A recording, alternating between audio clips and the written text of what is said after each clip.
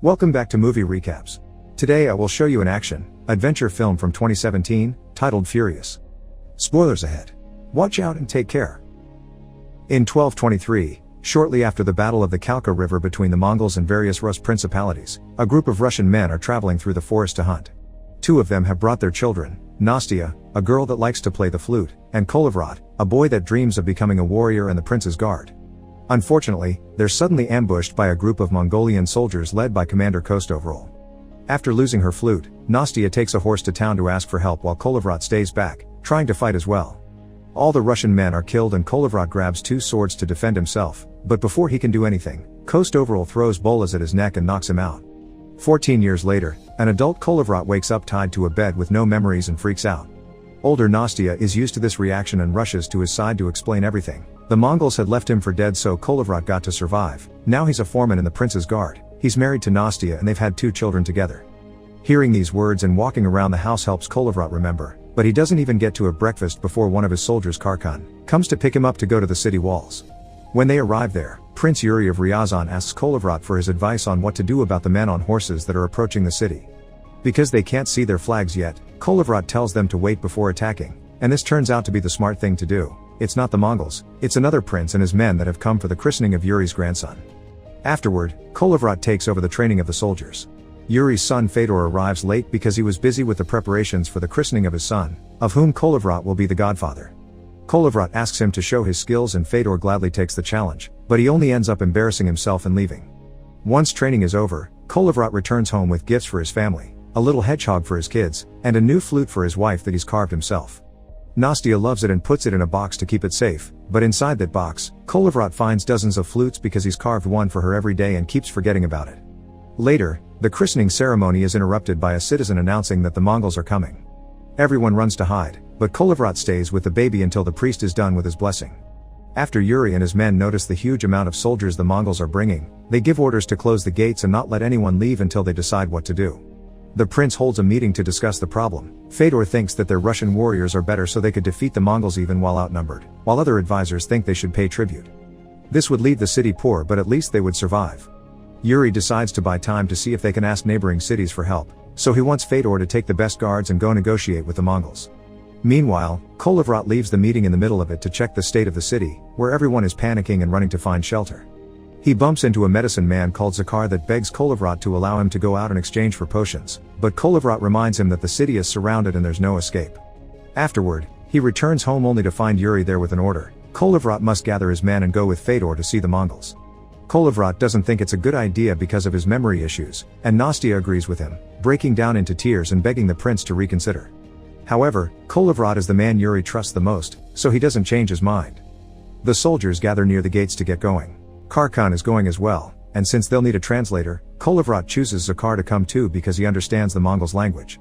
Still worried about her husband, Nastya brings over their maid Lada, who just learned how to help Kolevrot in the morning so she can go with him while Nastya stays home with the kids. Once their wagon is loaded with riches, the group takes off and travels to the Mongolian camp, where they're directed to the tent of their leader Batu Khan, grandson of Genghis Khan. Their offerings are well received, so they're invited to sit and share some drinks, and they take the chance to ask the Mongols what they want. Batu Khan says he wants nothing and the Russians came uninvited, but he's curious about their people, so he'll have Ryazan as his first Russian city. Every man that kneels to Batu Khan will be well fed, but Fedor replies by saying he wants to see Batu Khan kneel instead. This is taken as an insult, so Kolevrot, who has been staring at Batu's big map, stands up and comes in Fedor's defense, announcing their city will only be taken over their dead bodies. Batu Khan claims he'll never kneel for anyone, but he respects Kolevrot's guts, so he gives him a talisman with a letter of transit. This letter allows a person to walk through enemy territory without being attacked or harassed. Then, Batu Khan invites them to watch a little show while they enjoy their drinks. This is a trick to distract the Russians so the Mongols can ambush them, but the plan doesn't work. The table is being held by Russian slaves and they see the Mongols approach, so they warn their countrymen just in time. A fight ensues and Kolevrot takes everyone out of the tent, including the slaves, and they slash their way through a bunch of soldiers in order to steal some horses and run to the forest. Sadly, Fedor is hit by an arrow, so he decides to stay behind to buy his friends some time and is killed by Kostovrol. Batu Khan doesn't think they're worth pursuing and orders the horde to get ready for an attack instead. A few hours later, Kolevrot's group is having trouble crossing the forest because of an extreme snowstorm. Suddenly, they're approached by a giant bear, but the animal doesn't attack because it's under the control of fellow Russian Nestor. This man takes them to a huge cave so they can rest until the storm is over, but Kolovrat refuses to sleep and asks Nestor for a potion that can keep him awake for the sake of his memories. However, Nestor refuses to prepare such a thing because he thinks waking up every morning with no memories is a blessing that lets you start your life anew. Kolovrat tries his best to stay awake in front of the fire and realizes he still remembers the map he saw back in the tent, so he writes it down before he forgets. Once the weather calms down, the group leaves, leaving Nestor behind in his cave. However, by the time they return to Ryazan, it's too late. The Mongols have already destroyed the city. Most of the buildings have been hit by catapults, the main bell has fallen from its rope, Yuri was killed by archers, Fedor's wife decided to jump with the baby before getting caught, and Nastya with the kids stayed in the house until it collapsed from a fire. After finding the flute he carved among the ruins of his home, Kolovrat gathers his men and together they raise the bell again to make it ring so any survivors will come out from their hideouts. There aren't many people left, and various of these survivors are children. Suddenly, someone announces that the Mongols are coming to finish them off, so Kolovrat quickly makes a plan. While everyone hides, he stays under the bell and pretends to let the Mongols capture him, but as soon as they come closer, Kolovrat attacks. His dual wielding of two swords in a circular motion is extremely effective and kills many enemies in seconds, and once Kolovrat has lowered their numbers, his men come out and help him finish them off. Now that the fight is over, Kolovrat comes up with a plan. He sends 3 messengers to warn the neighboring cities and ask for their help, and the children will be sent to hide in Nestor's cave. Kolovrat and the soldiers will try to make the horde turn around and keep them distracted, they only need to figure a way to do that. Thankfully, Zakhar has an idea. He prepares a special potion that they pour into the water the Mongols are drinking from, making them all sick. To make sure they get the message, Kolovrat tears off part of the letter of transit and ties it to an arrow that he shoots at the camp for Kostovril to find. The commander sends some soldiers after Kolovrat's group to get revenge for the water, but it's all a trap. The Russian soldiers are expecting them and easily kill them with their arrows. Once they're safe, Kolovrat passes out, not being able to stay awake any longer after 3 days of not sleeping. While the group sets up camp, Lada ties Kolovrat to a tree and watches over him while praying to the gods that he falls for her. When night falls, Lada wakes Kolovrat up so he can eat something. However, she unties him before she's done reciting all the important facts for him to remember, so Kolovrat escapes and attacks his friends. It takes quite a number of men to hold him down, and it's thanks to Karkan's words that Kolovrat comes to his senses. Then, Kolovrat apologizes to his brothers-in-arms and comforts a crying Lada. Meanwhile, 2 messengers safely leave the area and reach the neighboring cities, but when they talk to the princes, they refuse to help, preferring to stay behind and protect their homes. The 3rd messenger is hurt and passes out on top of the horse, so the animal gets lost and takes the wrong road. The following night, Kolovrat and his men sneak inside the Mongolian camp wearing costumes and face paint to make them think they're spirits. Some soldiers run away and the Russians kill the ones that don't too, then use the catapults to attack the Mongols with their own weapons. Before leaving, Kolovrat leaves another arrow with a piece of the letter so Kostovril knows who did this. As revenge, the Mongols capture the lost messenger to torture him. Kolovrat and his men hide in the forest and go to sleep early, confident that they'll get help in the morning. Lada tries to lay down next to Kolovrat, unaware he's awake, so when he turns to look at her, she thinks he's waking up and begins reciting the memories. This includes pretending to be Nastya, but Kolovrat calls out her lie before hugging her and reminding her she's all he's got left from home. When morning comes, Kolovrat goes deeper into the forest to check some weird noises, unaware that Lada is following him. That's how he finds the 3rd messenger's dead body, which was left there as a trap. Now Kolovrat finds himself surrounded by Mongols.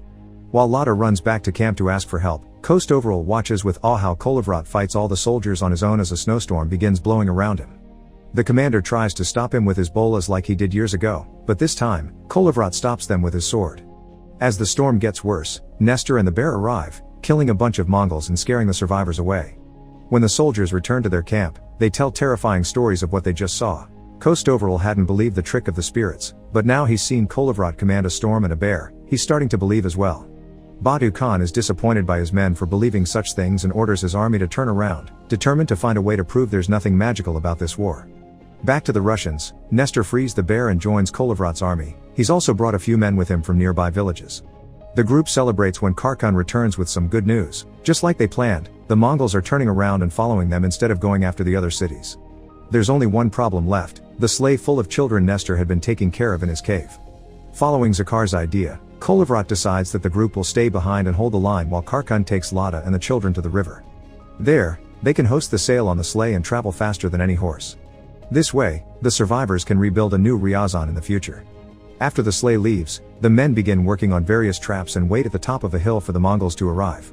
When Badu Khan finally gets there, He brings an immense army with him and wastes no time in sending some men after the Russians. This first attack fails because the soldiers fall for the traps and the archers, which make it difficult for the Mongols to climb up the hill. Meanwhile, Kharkhan finds the road blocked, so he frees the horse and asks Lada and the kids to help him push the sleigh through. The battle at the hill continues. The Mongols shoot their arrows too, and after taking down a few Russians, they finally climb up and begin fighting Kolovrat's men hand to hand. Nestor and Zakhar die while Kostoveril comes for their leader, but Kolovrat easily defeats him with a clean cut of his two swords. The Mongols still outnumber them though, so the Russian soldiers slowly fall one by one, but at least they protect the hilltop long enough for Kharkhan to reach the river. However, he finds a little problem. The knot around the sail is frozen and they don't have any fire.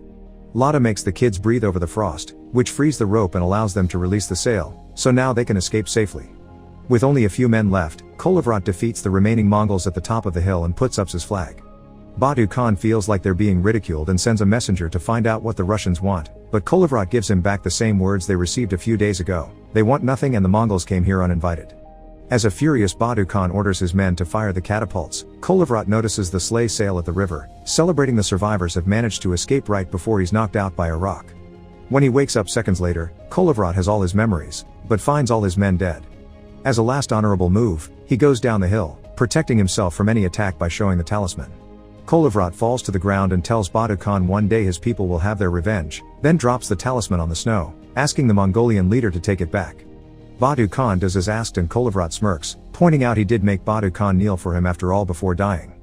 Badu Khan is impressed by Kolovrat's heroics, saying this would be the warrior he trusted the most if he were one of his, then asks his men to give him a hero's burial. 5 years later, Kharkhan is the leader of the Novgorod Vladimir army. He inspires his men by reminding them of Kolovrat's sacrifice and noble fight before guiding them into what would become known as the Battle on the Ice. Make sure to subscribe and turn on notifications so you can watch more videos like this. Thanks for watching.